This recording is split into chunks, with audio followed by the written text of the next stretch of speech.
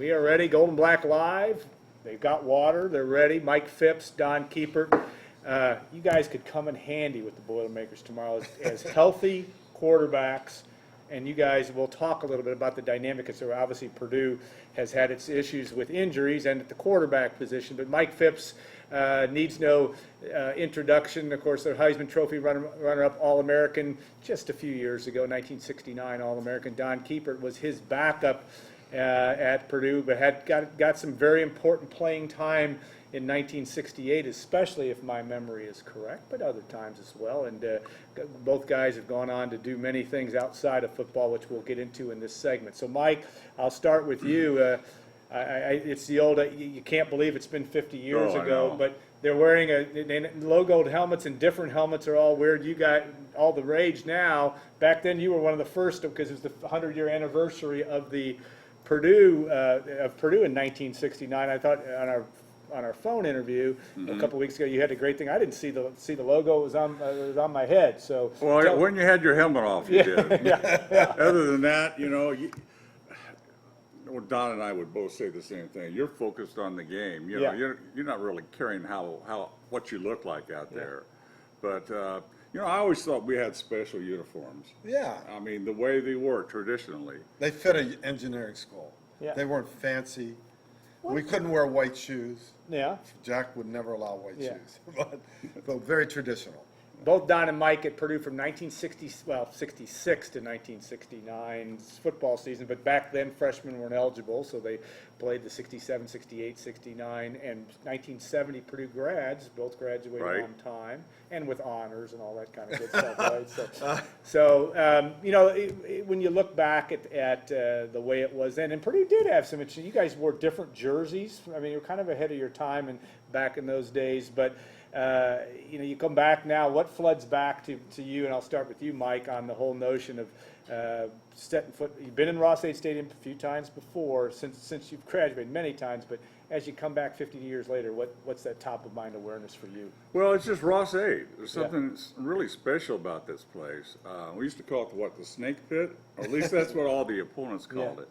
And I think we only lost one game here in 3 years. Oregon State, maybe? Oregon State. You guys haven't forgotten that one? No. We were favored in that game, too. Yeah. Homecoming also in Well, 1967. there was a couple mistakes in the game that cost us, but that's football. But it's just a special place. The fans are there. We had some great home games here. Oh, no, absolutely. And full houses. May not be quite full tomorrow, but a big crowd. And it has turned itself around in a big way in terms of Don coming to Purdue from Pennsylvania. A lot of competition between you guys have become lifelong friends, but you fought like tooth and nail to win that starting job in 1967 as sophomores. Tell me about what got you to Purdue from Pennsylvania, but also the fact that you guys, how did this friendship evolve for you? Yeah, well, that's a great question. Being a quarterback, Purdue was such a great reputation of quarterbacks. Even then, absolutely. Yeah. Bob Greasy was senior, and my aspirations were to be the heir apparent. Yeah. Then I met him. Yeah. Well, yeah. And we competed, like the point you made, we competed like hell. But when it was all done, we were the best friends. He's my best friend. Yeah. And we were able to build that kind of relationship. And I was in a supporting role, sending in plays, and we roomed together. So it was just an absolutely wonderful experience. And then I was fortunate because I went into pharmacy school. Yeah. And Purdue Pharmacy School is one of the top 3 in the country, back then too. And so I got a great academic career, played on a championship football team, and Mike and I built this great friendship. Yeah, and you had Mike, and you're an industrial management major, correct? Yeah. And for Craner School. And I want to talk to you about pharmacy. My daughter's in pharmacy. I want to get into some great research and things projects you're working on. But tell me about that. That ability to. You were academically, both of you, very strong. You were also a Heisman Trophy runner-up. I mean, how did you balance that? And how do you see? You had sons that played at this level as well. How's that balance? How did you balance it then? How did they balance it now? I really don't. During the season, it was just. I mean, I was up 6 in the morning, off to class at 7, across, sometimes with the grammar schools. Yeah. I lived at Tarkington Hall, Yeah. so that was a long walk for me. We had a lot of our classes Yeah. in the morning. We got through our classes. We were over at the practice field around 2-ish. We had our practice. We'd come back and have a training table. We'd actually look at some film most of the time after training table. Yeah. Then it was back to the room and study for 2 or 3 hours.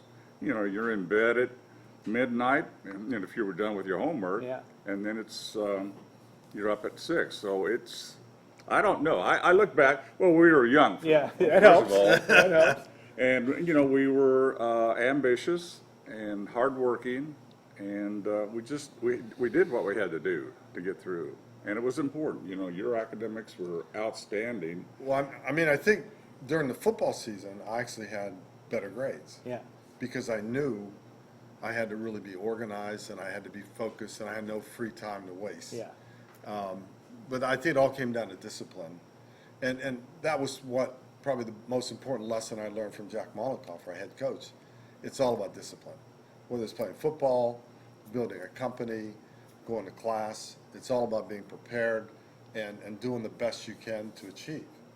And that's one of the most important lessons that I received at Purdue University. Yeah. How'd you balance that? Because pharmacy labs, all that kind of stuff. Did you ever have to miss practice because of your pharmacy schedule? And I don't know, was it a 5-year program then? 5-year program. Okay, yeah. Tell us about that. Well, I think it would be tough to miss practices with Coach yeah. Molotov. Yeah. Okay. But he was very supportive Yeah. of the educational process. So I had to do summer school because I couldn't do a lab one practice session, and but it always worked out. Yeah. And he was supportive. I was the only football player in the pharmacy school Yeah, at the time. they're rare still. And the pharmacy faculty, where they were supportive, they knew that I had to travel some, and they didn't let me off the hook, but they were supportive of what I was doing also. Punter Joe Shopper last year was a pharmacy major as well, an excellent punter, and still on campus at Purdue. Obviously, his eligibility is massive, but it's tough to do that and be able to do that. All right, I want to jog your memories of, and Mike, you and I had talked a couple weeks ago, and Tom Dienhart did a nice Q&A with you on our site earlier this summer. Tell me about, you talked first, and both of your memories of Purdue, Ohio State in 1967 as sophomores. Had 35-0 at the half. What was Jack Molotov like in the locker room when you had 35-0? Do you remember? Well, I don't know what he was like. I do know that we were flawless in the first half. They didn't play as well, but we just dominated. Yeah. And but we didn't let up in the second half, as I recall. Yeah. We came out and scored the quickly first down, and then he called off the dog, Yeah, so to speak. yeah. Coach Molotov probably was talked into doing that.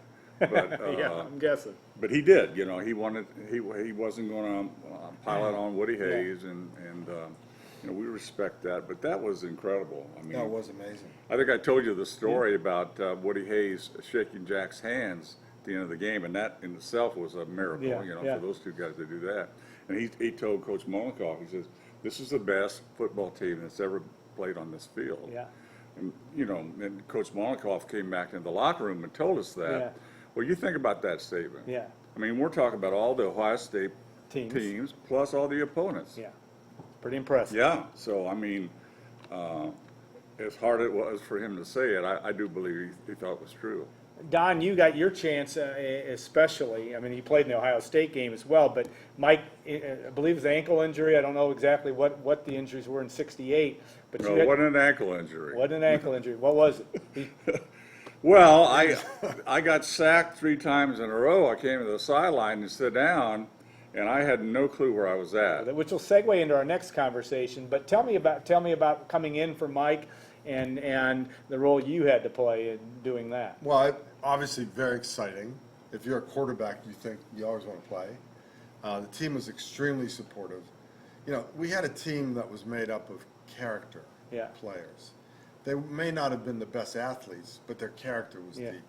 So their competition. I remember going in the huddle and the guard looked at me and said, "We're ready to go. Yeah. Let's go get it done." And you know, Coach DeMoss was such. Yeah.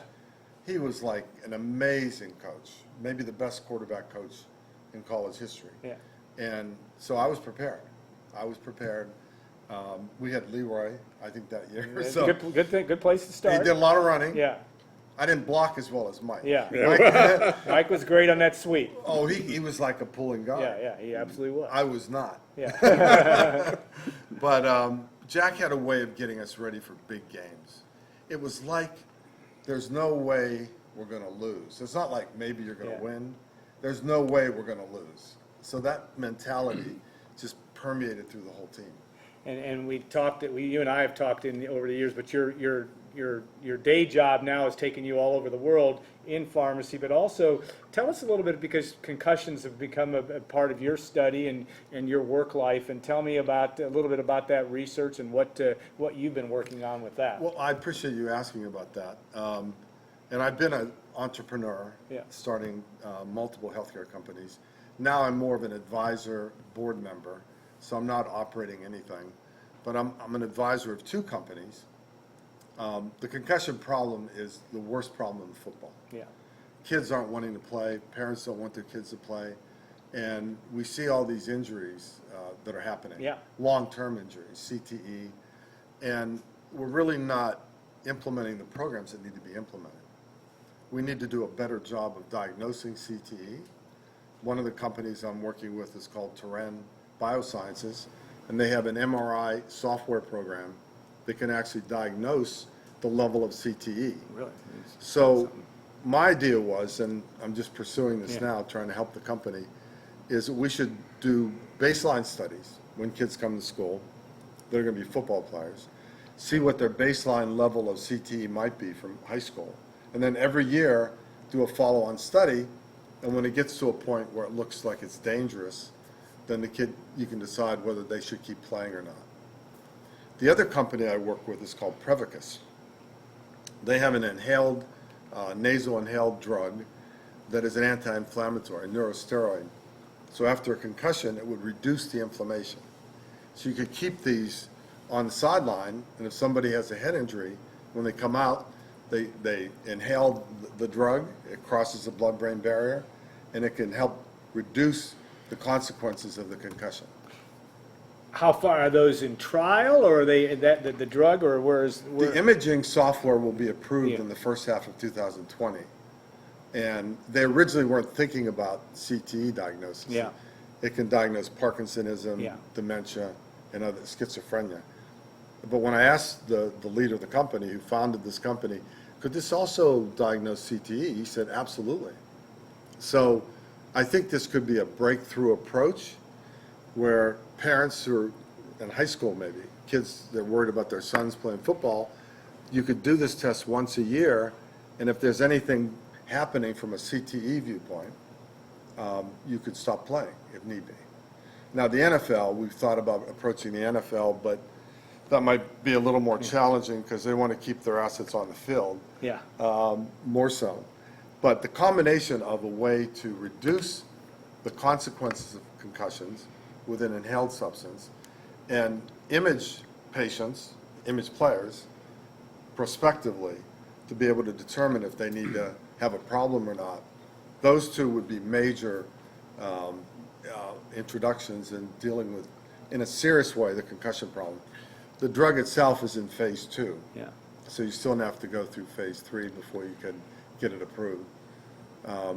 So it's pretty exciting. I like to get involved in projects that I believe are important. Yeah. And having been a football player, having seen some of my friends who played football long-term Yeah. go through this dementia and probably CTE, I want to help try to fix it. Yeah.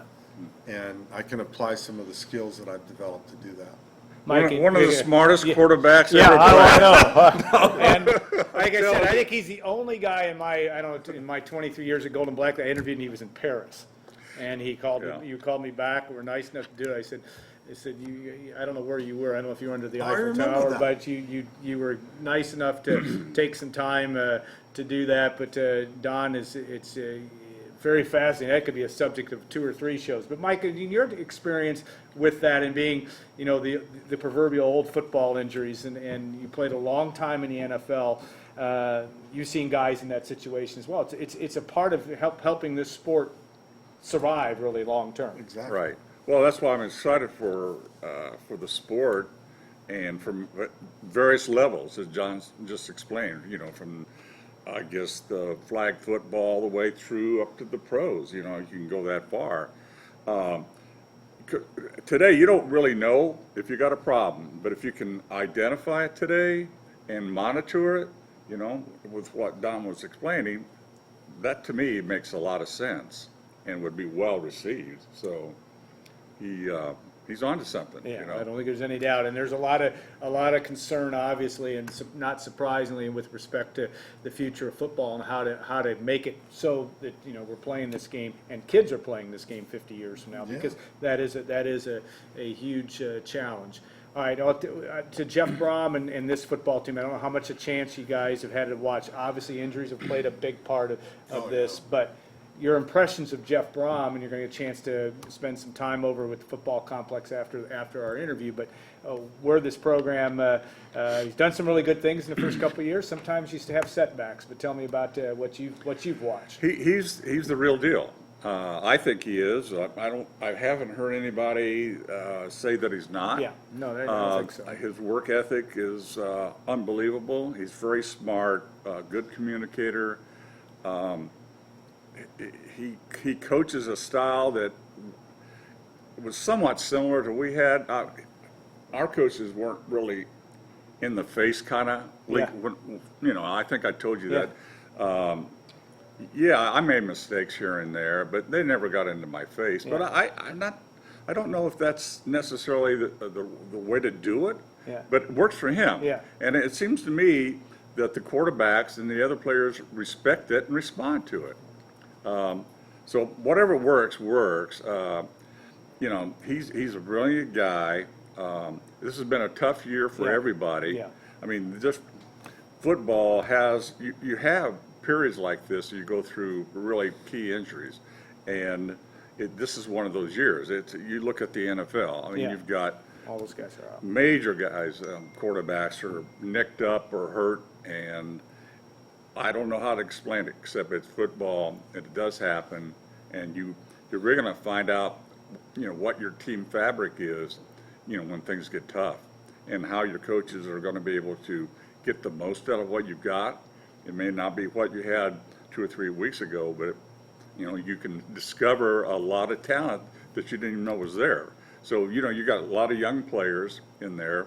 They're going to make mistakes, but you're going to really find out about who they are and how they can react to adversity. So it is what it is, but I'm still excited about the team and its future. It's looking good to me. Well, I think I've been impressed with the tenor of the team and the enthusiasm of the team. I love the offense. Yeah.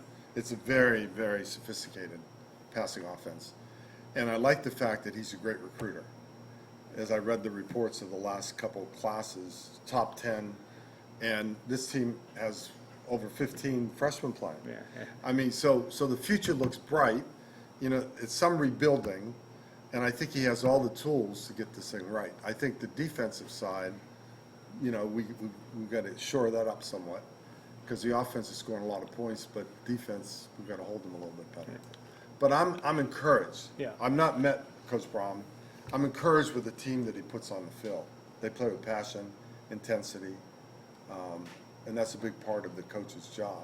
Yeah, absolutely, and you'll see that, I think, on Saturday, though, there will be a big challenge. I mean, because Maryland comes in, and when you're depleted like the Boilermakers are, but that's why you play as well. Guys, you've got a whole afternoon, and tomorrow we'll be seeing or hearing about you guys being in Ross-Ade Stadium throughout the course of the day. I know you'll behave yourselves tonight. Not causing any problems in town. But you won't believe, well, if you haven't been down to campus, it's crazy how much these big buildings, all these 13-story buildings, all that stuff, you'll enjoy that as well. But thank you so much for taking the time, and I know that you've got a busy schedule ahead. We'll take a 2-minute break and bring in Jerry Palm, and we'll talk some college football, college basketball, whatever Jerry wants to talk about, we'll talk about. And we'll do that in a couple minutes on Gold and Black Live.